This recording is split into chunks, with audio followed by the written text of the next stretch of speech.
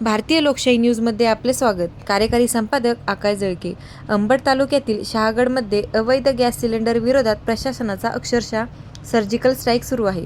युद्धजन्य परिस्थितीप्रमाणे आखलेल्या विशेष मोहिमेत पुरवठा विभागाने धडक कारवाई करत आज 6 घरगुती गॅस सिलेंडर जप्त केले।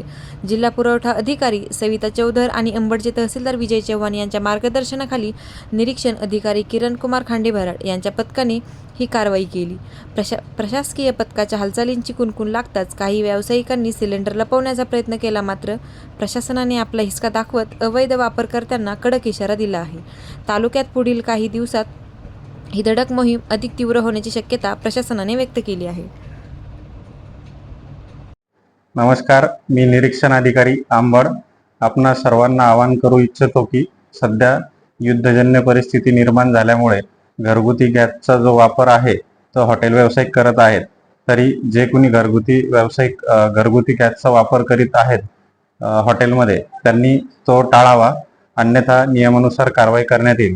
काल दिनांक 11/3/2026 पासून कारवाईला सुरुवात झालेली आहे। तरी सर्वांनी घरगुती गॅसचा वापर हॉटेलमध्ये टाळावा। तसेच पेट्रोल व डिझेलच्या साठ्यावर सुद्धा निर्बंध आणण्यात आलेले आहे। जर असे कोणी आढळून आले तर त्यांच्यावर सुद्धा नियमानुसार कारवाई करण्यात येईल। धन्यवाद।